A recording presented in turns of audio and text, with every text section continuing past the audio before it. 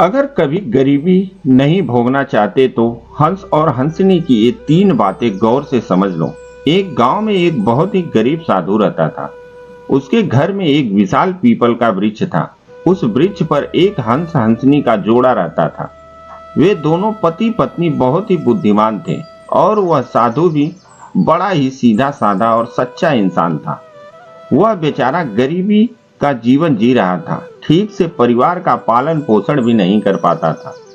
लेकिन वह साधु उन दोनों हंस और हंसनी का बहुत ख्याल रखता था। उनको खाने को भोजन देता और पीने के लिए पानी देता था। उस साधु के दिल में पक्षियों के लिए बहुत दया थी। वह हंस और हंसनी भी उस साधु के घर पर बहुत खुश थे। हंस को अपने लिए भोजन लेने कहीं जाना भी नहीं पड़ता था। साधु भोजन कर उनके घोंसले में ही दे दिया करता था। फिर एक दिन हंस और हंसनी से कहती है, पति जी, यह साधु मन का कितना अच्छा है, हमारी कितनी सेवा करता है, परंतु यह आवश्यकता से ज्यादा सीधा साधा है। यह अपने भोलेपन के कारण अपना आत्मविश्वास खो चुका है। यह अपने परिवार का पालन पोषण भी ठीक प्रकार से नहीं कर पाता है। हंस कहता है, पत्नी जी, इसके जीवन में बहुत कष्ट है। तब हंसनी कहती है, मेरे पति जी, संसार में यह 7 कष्ट बड़े ही दुखदायी होते हैं। पहला दुख है पत्नी का वियोग, दूसरा दुख है अपनों द्वारा किया गया अपमान, तीसरा दुख है बचे हुए कर्ज को न चुका पाना, चौथा दुख है दुष्ट राजा की सेवा करना, पांचवा दुख है दुष्ट पुरुषों की संगत करना और छठा दुख है गरीबी में जीवन यापन करना।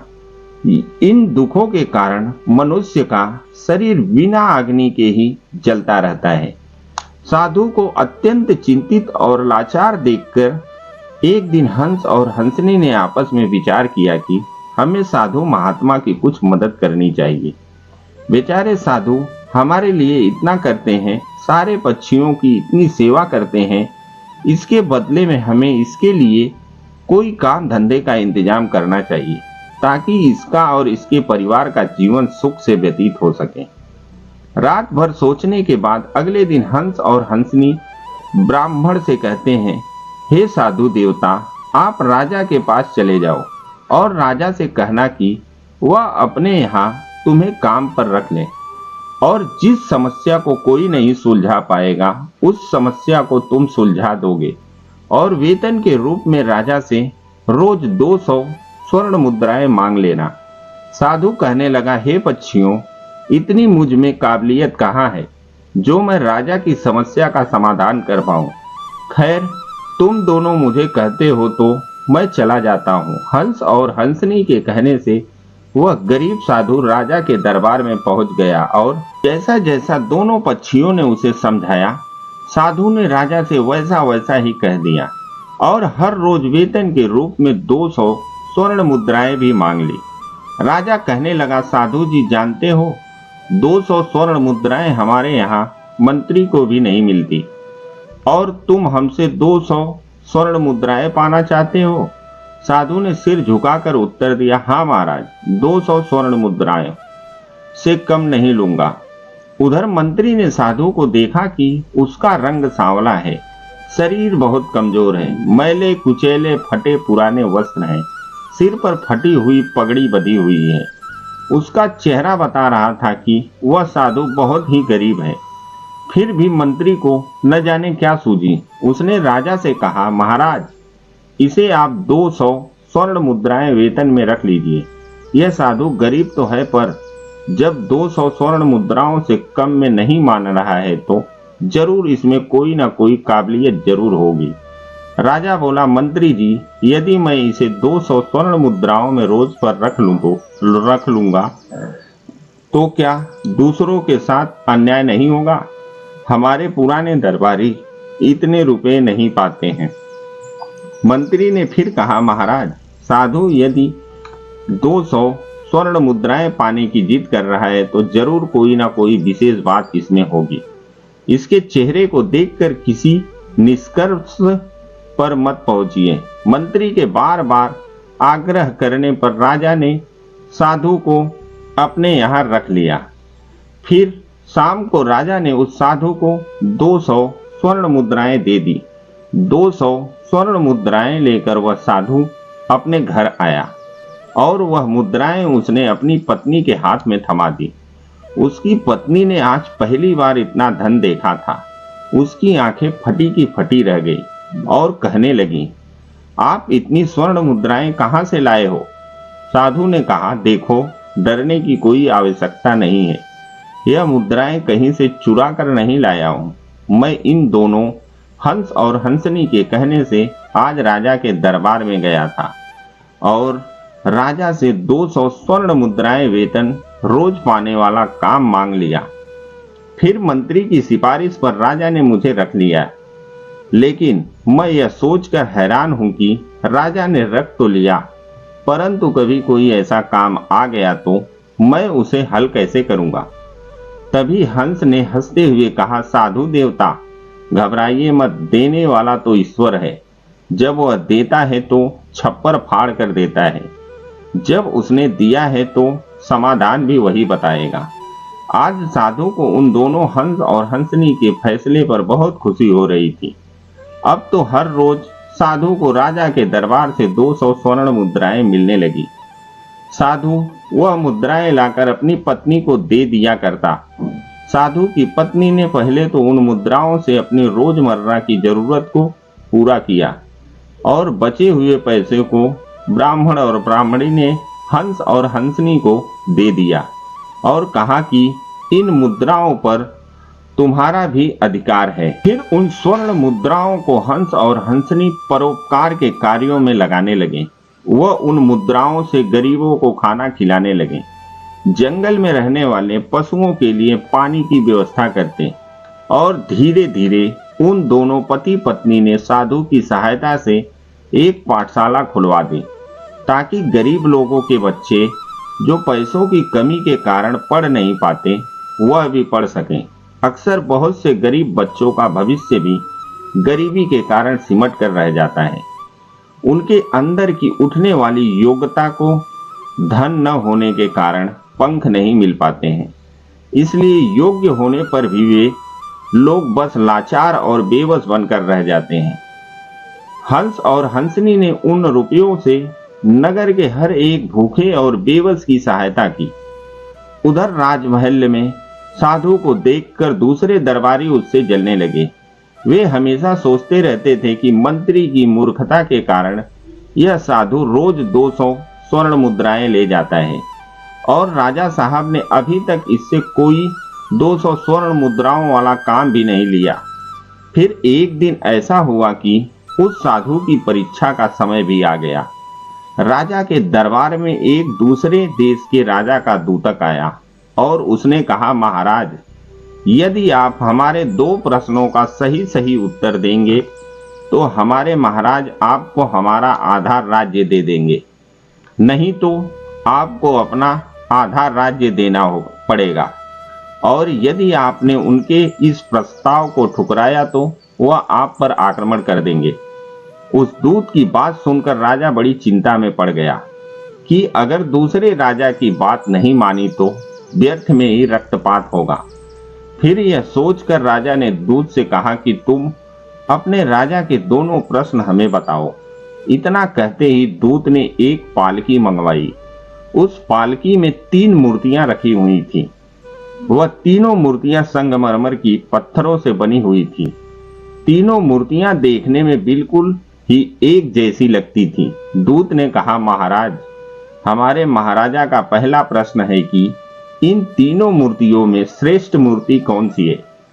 यह सुनकर राजा और समस्त दरबारी सोच में पड़ गए कि मूर्तियां तो दिखने में एक जैसी ही हैं, फिर इनमें श्रेष्ठ सिद्ध कैसे हो सकेगी? राजा सहित राजा के सभी दरबारी उन मूर्तियों में अंतर सिद्ध नहीं कर सके। तभी अचानक मंत्री को याद आया कि हमने 200 स्वर्ण मुद्राएं वेतन वाले एक साधु को किस लिए रखा है। उसने तुरंत उस साधु को बुलवाया और उसे तीनों मूर्तियों में अंतर ढूंढकर श्रेष्ठ सिद्ध करने के लिए कहा। बेचारा भोला भाला साधु मूर्तियों को देखकर आश्चर्य में पड़ गया कि इन तीनों मूर्तियों में अंतर को कैसे पता किया जाए। यदि नहीं बता पाया तो राजा नौकरी से निकाल देगा। अब तो दरबार में जलने वाले लोग भी सोचने लगे कि आज इस साधु का खेल खत्म हो जाएगा। काफी देर मूर्तियों को गौर से देखने के बाद भी साधु को कुछ समझ में नहीं आया। तो साधु ने कहा, महाराज, इन मूर्तियों को एकांत कक्ष में रखवा दीजिए, तब तक मैं घर होकर आता हूँ। लौटकर मैं इन तीनों मूर्तियों में अंतर को आपको जरूर बता दूंगा। इतना कहकर साधु अपने घर को चला गया। उधर राजा ने उन मूर्तियों को एकांत कक्ष में रखवा दिया। साधु सीधा अपने घर गया और पूरी बात हंस और हंसनी को बताई।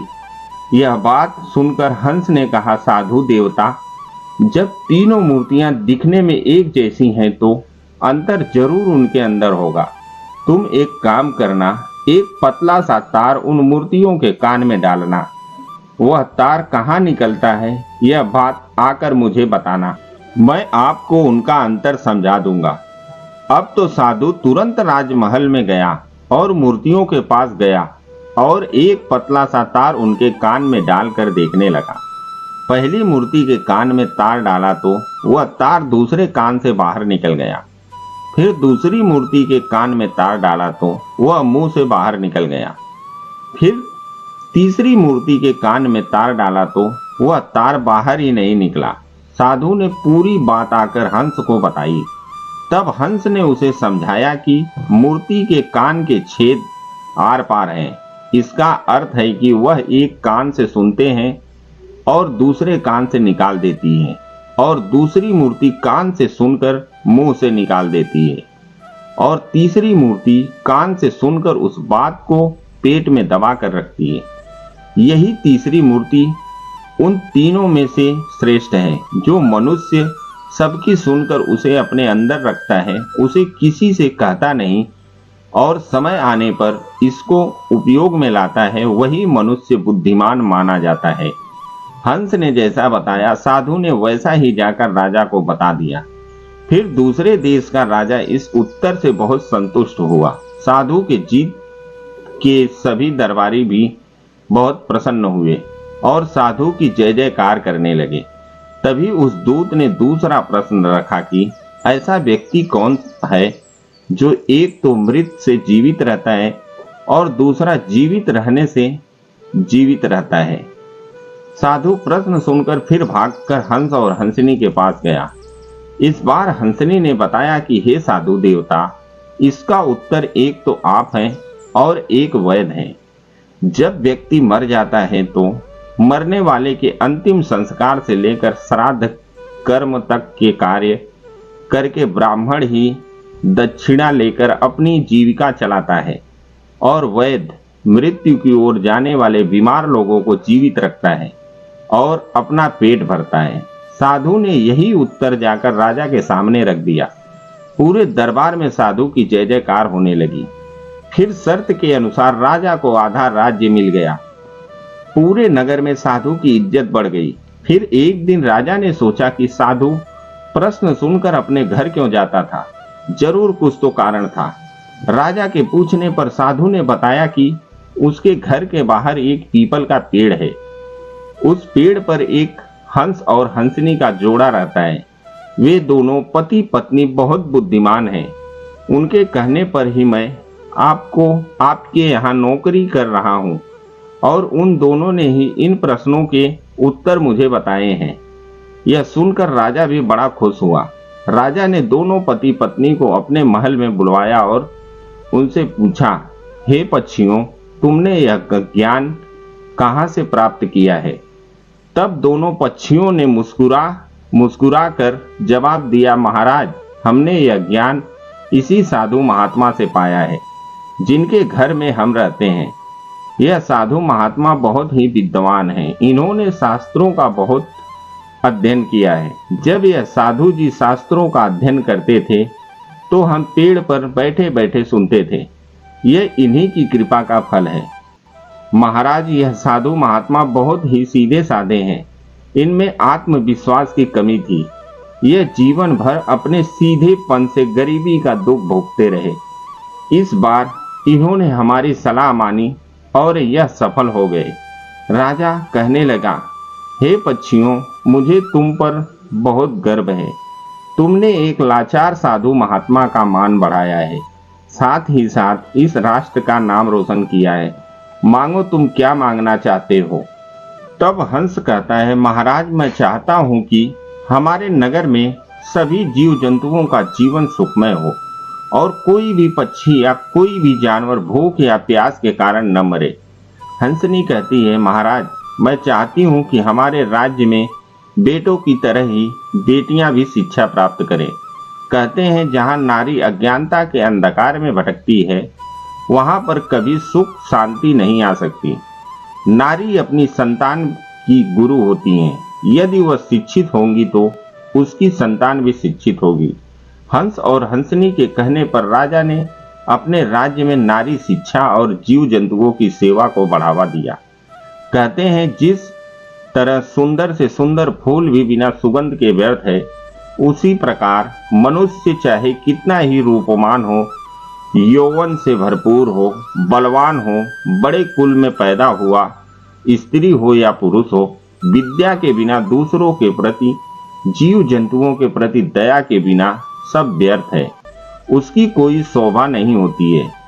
वीडियो अगर पसंद आया हो तो वीडियो को लाइक करें और हमारे चैनल जय श्री राम को सब्सक्राइब करें और अपने दोस्तों के साथ शेयर करना ना भूलें। हर हर महादेव।